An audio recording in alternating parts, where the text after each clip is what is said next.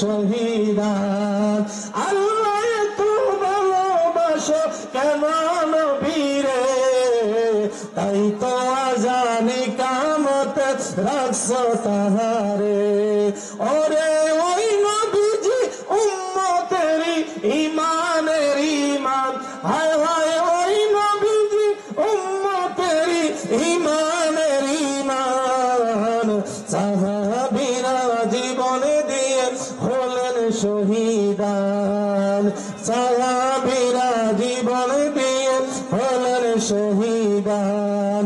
আল্লাহ রাসূল কষ্ট পেলে দুজকে ঠিকানা, আল্লাহ রাসূল কষ্ট পেলে দুজকে ঠিকানা। কোরআনেরই বাঁশি পড়াতে আছে বর্ণনা।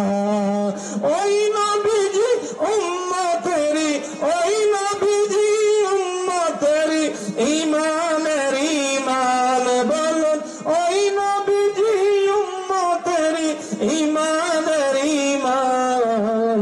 সাহাবীরা জীবনে দিয়ে হলেন শহীদান, সাহাবীরা জীবনে দিয়ে হলেন শহীদান। বলেন না মারহাবা, আরেকটু আওয়াজ দিয়ে বলেন মারহাবা। আমার কোরআন প্রমাণ করে, হাদিস প্রমাণ করে, আমার নবী হচ্ছে উম্মতের ইমানদারের ইমান। ধরে কোন সুবহানাল্লাহ। আমার নবী পবিত্র জবানে বলেছেন আলা লা ঈমানা লিমান লা মুহাব্বাতা লাহু।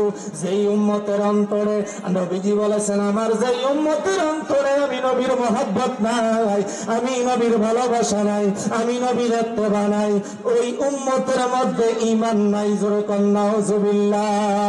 তাইলে আমরা আবু বকরের মতো, ওমরের মতো, ওসমান গনির মতো, হযরত আলীর মতো, ইসলামের এই চতুর্থ খলিফার মতো আমরা জীবন দিয়ে, জান দিয়ে, মাল দিয়ে আমার নবীকে ভালোবাসার দরকার আছে না নাই?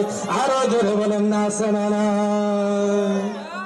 আমাদের দাওয়াত ইমাম এসে গেছে মাওলানা ইমামউদ্দিন সাহেবের সাহেব। সুতরাং আমার টাইম শেষ। আসসালামু আলাইকুম ওয়া রাহমাতুল্লাহ। দাওয়াত ইমামের বসতে বুঝিয়ে কি কর না করে কথা কইলেন না আপনার ঘরে।